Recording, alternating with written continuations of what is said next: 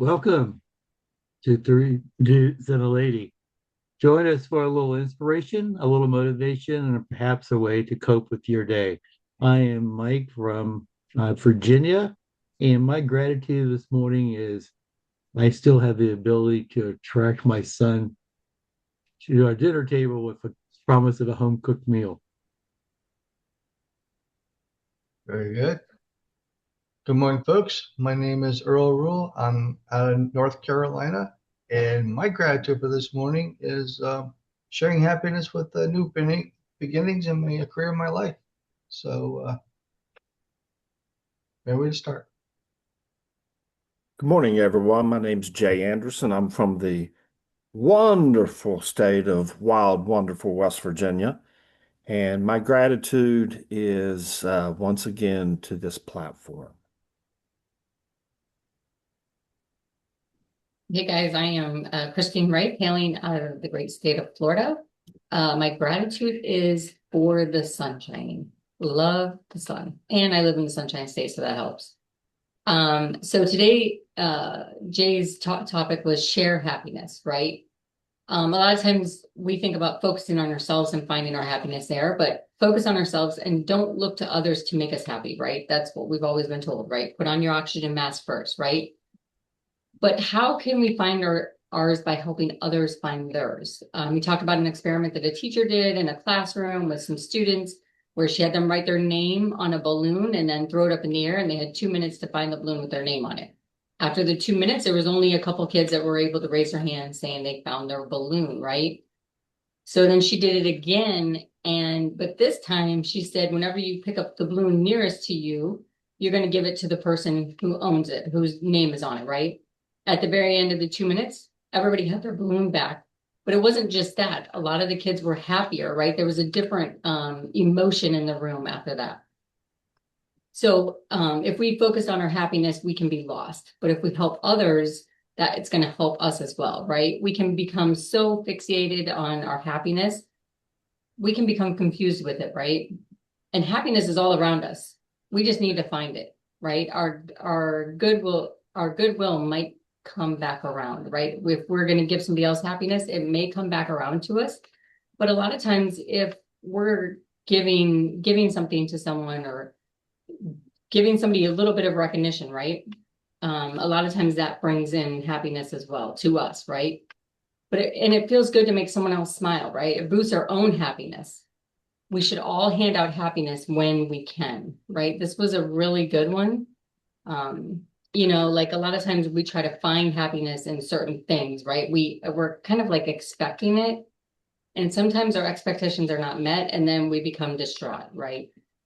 But giving recognition, I mean, a lot of times it could be as little as giving recognition. Like think about it, when you were a brand new agent and you got recognized for making such and such dials or so many appointments, it made us happy, right? Just that little piece of recognition made us happy, right? How can we do that to other people? How can we give that back? What are your guys' thoughts? I would say if you do something to make a child smile or laugh, there's no way you can't reap the rewards of that and be in a good mood. Facts. Yeah. Like especially a baby giggling and laughing so hard, right? Mm. It's hard not to smile. Very hard. Yeah, on the subject of children, ironically, I had to run into the grocery store yesterday afternoon, and as I was going to get some juice, um, there was a young lady there. She had a baby with her in the carriage, and in the carriage, the little baby said hi. She was saying hi to everybody, and how can you not resist that? I'm like, well, hello, and I look at the mom. Mom's laughing. As And a Earl, did you notice that when you said what the baby did, everyone on the screen smiled or laughed? Right, Every single one of us. exactly. Well, you got a Yeah. cute little child with the little pigtails. It was the cutest thing. And she says, she's holding her toy and says, hi. I'm like, oh, she's outgoing. Yeah. Hi. And kids are so innocent when they're doing it, right? They don't know. Right. They're just trying to get a reaction from somebody, right? Yeah. And, I and love meanwhile, that. mom's looking on her side. She's looking for something. And the child's totally distracted. She's looking at me. Hi. But think about it, like even if you give somebody a compliment, like me and Isabella, my son's girlfriend, were talking about this yesterday because she complimented my purse and I was like, oh, thank you, blah, blah, blah. And she's like, yeah, when I work, that is one of the easiest things to compliment on because usually people, especially women, we like hearing a compliment about an accessory, right? Because an accessory is just an extra item that we have on, right? It's not a big deal. Sorry, guys. But it's not a huge deal, but it is when we get a compliment on it. Like we just feel like this huge burst of like happiness and smiling, and it almost like brings down barriers. And it's something so little, right? To compliment somebody on their purse. Now, I'm not saying you should compliment them on their purse if you don't like their purse, because if you don't like it, why compliment them on it, right? You might want to find something else to compliment them on. But purse and shoes are the two things for females that we like to hear compliments on. We just do. And it brightens our day, right? You're gonna have a smile on your face, right? If any of you guys got a compliment on anything, not saying purse or shoes, you would smile, right? And then it would just brighten your day. And another compliment is if you have a store attendant or even the manager saying, hey, good afternoon or good morning. Hey, is there something I can help you find? Those magic words when you walk in, you don't find too much of that. But when you walk into, especially like a small store, like a country store, and the employees right there say, hey, how you doing today? Is there anything do you know what you're looking for? And I'll either say yes, or I'll say, oh, I got this. We're good. Yeah, or calling somebody by their first name, right, Jay? I know you're big on this as well as my husband is. He calls people by their first name. Anytime they're wearing a name tag, he's looking to see what their name is and he's calling them that. And it's just when we hear a name, we My smile. love language. Huh? Happiness is my love language. Yes. I'm I not would going to definitely lie say to that. you. This just resonates beyond belief to me. Everything that Jay Shetty was saying, comprehension was spot on for me. There was no misleading. There's no rabbit hole here. It is cut and dry. It is my love language, and I love it. Guys, I don't know how else to describe it. The balloon exercise in the class is absolutely the most spot on thing that I have heard yet. Find your own balloon once they're all released. You're just giving it to yourself. Now you can be happy with that, but nothing like grab the nearest balloon and taking it and giving it to someone, and all of a sudden it every one of us wants to have that warm, fuzzy feeling. We all do. We might not ever admit it, but man, does it feel good. And when others can share within your happiness or you make them happy and you can see it on their face, you tell me one negativity point out of that, and I'm going to come through this screen and come at you. I mean, you got to There's think no of negativity. Go ahead, Mike. Oh, sorry. I'm wondering during that exercise in the first part, how many people actually picked up someone else's balloon and if they were standing nearby, say, "Oh, here's yours." it. Would be That was not the assignment. If they was were the rule followers, they did not do that. but it's human nature to do it, right? It is. It is. Well, at a kid's age, it's hard to say. They might let go of it, Mike, and still search theirs. But then again, they might do, the right thing. Oh, I got yours. Here it is. That this is. So I wrote down a couple of things. I'm going to share it with us because this is what was said in it. Uh, Not the only way, but the one way to hold on to joy is to share it. Okay. We do need to care for ourselves. And that is sometimes if we share ourselves, then we're also sharing the happiness. But there are a lot of times we do share ourselves in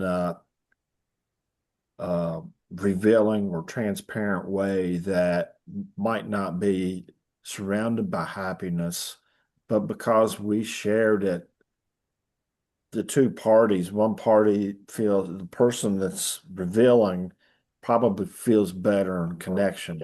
And when you feel better, generally happiness comes into play. It might not be on the surface, but it's still there.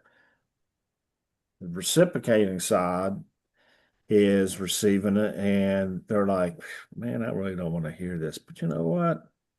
Someone just gave their true emotions to us. I'm glad. And when you say I'm glad, it means you're happy that they felt confident enough in allowing me to hear what something could be otherwise personal to them. So I took that from that. And then Jay went on to say, when we do these things, it helps us get through this thing that we call life. Mhm. And I think that was a powerful statement, powerful as can be. Life, life is not easy. When we were teenagers and we kept thinking, man, when I get older, it's going to be awesome. It's just going to be absolutely phenomenal. We got older and we fooled ourselves, and people fooled us by letting us believe that. So that's a toughie. But if you can be happy, this thing called life can be so much more fun. Can you say much more fun? Yeah, but you just can't Funner. say more funner. We'll just say more funner. Folks, I'm from West Virginia, so excuse my grammar. However, I did catch it. I was just trying to make sure. So I think the underlining tone of share happiness is so important that, I consciously try to make that happen on a daily basis. Again, this is just my love language. I love to joke. I love to have a good time. I love to see the smile. I think I'm more for the smile than I am the content. Though I do like some of the content. It's pretty funny every now and then.